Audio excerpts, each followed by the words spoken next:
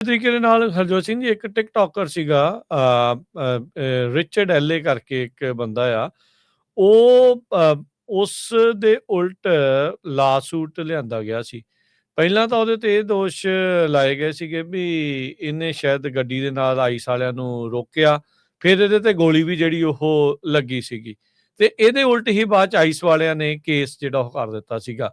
ਜਦ ਇਹ ਥੋੜੇ ਦਿਨ ਪਹਿਲਾਂ ਫੈਡਰਲ ਜੱਜ ਦੇ ਮੂਹਰੇ ਇਹ ਇੰਡਾਈਟਮੈਂਟ ਪੇਸ਼ ਕੀਤੀ ਗਈ ਇਸ ਟਿਕਟੋਕਰ ਦੇ ਉਲਟ ਜਿਹਦੇ ਗੋਲੀ ਲੱਗੀ ਸੀ ਆਈਸ ਦੇ ਦੁਆਰਾ, ਜੱਜ ਨੇ ਡਿਸਮਿਸ ਕਰ ਦਿੱਤੀ ਇੰਡਾਈਟਮੈਂਟ। ਜੱਜ ਨੇ ਕਿਹਾ ਵੀ ਜਿਹੜਾ ਰਿਚਰਡ ਆ, ਉਸ ਨੂੰ ਉਹਦੇ ਲਾਇਰਸ ਤੱਕ ਹੀ ਜਿਹੜੀ ਗੱਲਬਾਤ ਆ ਐਕਸੈਸ ਹੀ ਜਿਹੜਾ ਉਹ ਨਹੀਂ ਕਰਨ ਦਿੱਤਾ ਗਿਆ ਡਿਟੈਂਸ਼ਨ ਦੇ ਵਿੱਚ।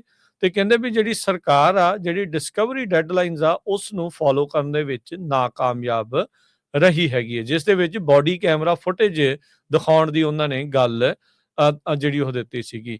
ਸੋ ਇਹ ਟਿਕਟੋਕਰ ਰੀਸੈਂਟਲੀ ਐਲਏ ਸਾਈਡ ਦੇ ਵਿੱਚ ਮਸ਼ਹੂਰ ਜ਼ਿਆਦਾ ਹੋਇਆ ਸੀਗਾ ਵੀ ਜਿੱਥੇ ਜਿੱਥੇ ਵੀ ਆਈਸ ਦੀ ਐਕਟੀਵਿਟੀ ਹੁੰਦੀ ਸੀ, ਇਹ ਉੱਥੇ ਉੱਥੇ ਪਹੁੰਚ ਕੇ ਉੱਥੋਂ ਲਾਈਵ ਸਟ੍ਰੀਮਿੰਗ ਕਰਦਾ ਹੁੰਦਾ ਸੀਗਾ। ਹੁਣ ਜਿੱਦਾਂ ਤੁਸੀਂ ਪਹਿਲੀ ਖਬਰ ਦੇ ਵਿੱਚ ਦੱਸਿਆ ਵੀ ਕਹਿੰਦੇ ਵੀ ਫੋਟੋ ਖਿੱਚਣੀ, ਵੀਡੀਓ ਬਣਾਉਣੀ, ਉਸ ਨੂੰ ਬੇਸਿਕਲੀ ਗਲਤ ਕੀਤਾ ਜਾ ਰਿਹਾ। ਇਹ ਅਮਰੀਕਾ ਦੇ ਵਿੱਚ ਇਦਾਂ ਤਾਂ ਜਿਹੜਾ ਉਹ ਨਹੀਂ ਸੀਗਾ। ਜੇ ਇਦਾਂ ਕਰੋਗੇ ਫਿਰ ਤਾਂ ਭਾਈ ਹੌਲੀ ਹੌਲੀ ਕੁਛ ਵੀ ਕਰਨ ਤੋਂ ਜਿਹੜਾ ਤੁਹਾਨੂੰ ਨਾ ਜਿਹੜੀ ਉਹ ਕਰ ਦਿੱਤੀ ਜਿਹੜੀ ਉਹ ਜਾਊਗੀ।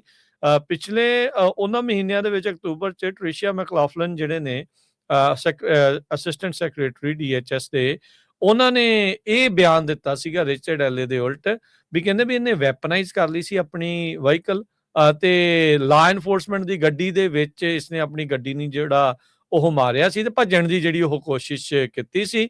ਤੇ ਕਹਿੰਦੇ ਜਿਹੜੇ ਲਾ ਐਨਫੋਰਸਮੈਂਟ ਵਾਲੇ ਆ ਉਹਨਾਂ ਨੂੰ ਸੀਗਾ ਵੀ ਪਬਲਿਕ ਤੇ ਲਾ ਐਨਫੋਰਸਮੈਂਟ ਦੀ ਸੇਫਟੀ ਨੂੰ ਖਤਰਾ ਆ, ਤੇ ਫਿਰ ਡਿਫੈਂਸਿਵ ਸ਼ਾਟ ਜਿਹੜੇ ਇਸ ਦੇ ਉੱਤੇ ਚਲਾ ਦਿੱਤੇ ਸੀਗੇ। ਤੇ ਆਈ ਥਿੰਕ ਇਸ ਦੀ ਬਾਹ ਦੇ ਵਿੱਚ ਗੋਲੀ ਜਿਹੜੀ ਉਹ ਲੱਗੀ ਸੀ, ਐਲਬੋ ਦੇ ਵਿੱਚ ਗੋਲੀ ਜਿਹੜੀ ਉਹ ਲੱਗੀ ਸੀ। ਸੋ ਉਹੀ ਟਾਈਮ ਸੀਗਾ ਹਰਜੋਤ ਸਿੰਘ, ਯਾਦ ਹੈ ਜਦੋਂ US martial service, US martial ਵਾਲੇ ਦੇ ਵੀ ਗੋਲੀ ਜਿਹੜੀ ਉਹ ਲੱਗੀ ਸੀ। ਉਹ ਇਹੀ ਘਟਨਾ ਸੀਗੀ ਜਿਹਦੇ ਵਿੱਚ ਯੂਐਸ ਮਾਰਸ਼ਲ ਦੇ ਵੀ ਗੋਲੀ ਲੱਗੀ ਸੀ ਤੇ ਰਿਚਰਡ ਐਲੇ ਦੇ ਵੀ ਗੋਲੀ ਲੱਗੀ ਸੀ। ਪਰ ਇਸ ਦੇ ਉਲਟ ਜਿਹੜੀ ਇੰਡਾਈਟਮੈਂਟ ਲਿਆਂਦੀ ਗਈ ਸੀ ਡਿਪਾਰਟਮੈਂਟ ਆਫ ਹੋਮਲੈਂਡ ਸਿਕਿਉਰਿਟੀ ਦੀ ਦੁਆਰਾ, ਉਸ ਨੂੰ ਰੱਦ ਜਿਹੜਾ ਆ ਫੈਡਰਲ ਜੱਜ ਨੇ ਕਰ ਦਿੱਤਾ, ਇਹ ਕਹਿ ਕੇ ਵੀ ਤੁਸੀਂ ਜਿਹੜੇ ਐਵੀਡੈਂਸ ਆ ਤੇ ਜਿਹੜੀ ਡਿਸਕਵਰੀ ਦੇ ਲਈ ਜੋ ਤੁਹਾਨੂੰ ਆਖਿਆ ਗਿਆ ਸੀ ਬੋਡੀ ਕੈਮਰਾ ਫੁਟੇਜ ਵਗੈਰਾ, ਉਹ ਤੁਸੀਂ ਨਹੀਂ ਪੇਸ਼ ਕੀਤੀ ਤੇ ਡਿਟੈਂਸ਼ਨ 'ਚ ਜਦ ਇਸ ਨੂੰ ਸੀਗਾ ਤੇ ਇਸ ਨੂੰ ਇਹਦੇ ਵਕੀਲ ਦੇ ਨਾਲ ਗੱਲ ਕਰਨ ਤੋਂ ਤੁਸੀਂ ਨਾ ਕਰ ਦਿੱਤੀ ਸੀ।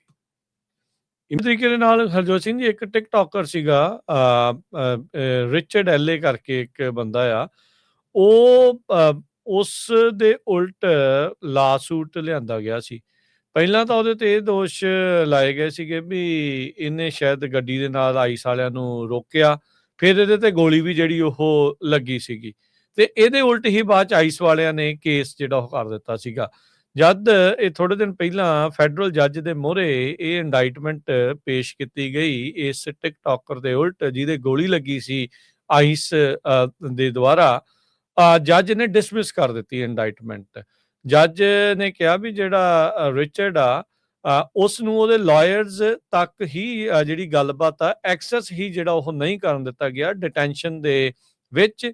ਤੇ ਕਹਿੰਦੇ ਵੀ ਜਿਹੜੀ ਸਰਕਾਰ ਆ, ਜਿਹੜੀ ਡਿਸਕਵਰੀ ਡੈਡਲਾਈਨਸ ਆ, ਉਸ ਨੂੰ ਫੋਲੋ ਕਰਨ ਦੇ ਵਿੱਚ ਨਾਕਾਮਯਾਬ ਰਹੀ ਹੈਗੀ ਹੈ, ਜਿਸ ਦੇ ਵਿੱਚ ਬੋਡੀ ਕੈਮਰਾ ਫੁਟੇਜ ਦਿਖਾਉਣ ਦੀ ਉਹਨਾਂ ਨੇ ਗੱਲ ਜਿਹੜੀ ਉਹ ਦਿੱਤੀ ਸੀਗੀ।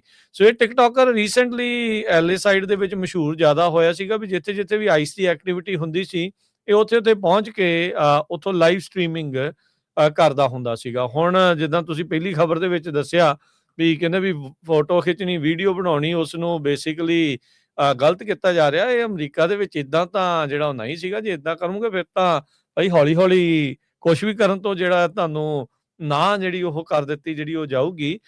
ਪਿਛਲੇ ਉਹਨਾਂ ਮਹੀਨਿਆਂ ਦੇ ਵਿੱਚ ਅਕਤੂਬਰ 'ਚ ਟ੍ਰਿਸ਼ੀਆ ਮੈਕਲਾਫਲਿਨ ਜਿਹੜੇ ਨੇ ਅਸਿਸਟੈਂਟ ਸੈਕਟਰੀ DHS ਦੇ, ਉਹਨਾਂ ਨੇ ਇਹ ਬਿਆਨ ਦਿੱਤਾ ਸੀਗਾ ਰਿਚਰਡ ਐਲੇ ਦੇ ਉਲਟ ਵੀ ਕਹਿੰਦੇ ਵੀ ਇਹਨੇ ਵੈਪਨਾਈਜ਼ ਕਰ ਲਈ ਸੀ ਆਪਣੀ ਵਹੀਕਲ ਤੇ ਲਾ ਐਨਫੋਰਸਮੈਂਟ ਦੀ ਗੱਡੀ ਦੇ ਵਿੱਚ ਇਸਨੇ ਆਪਣੀ ਗੱਡੀ ਨੂੰ ਜਿਹੜਾ ਉਹ ਮਾਰਿਆ ਸੀ ਤੇ ਭੱਜਣ ਦੀ ਜਿਹੜੀ ਉਹ ਕੋਸ਼ਿਸ਼ ਕੀਤੀ ਸੀ।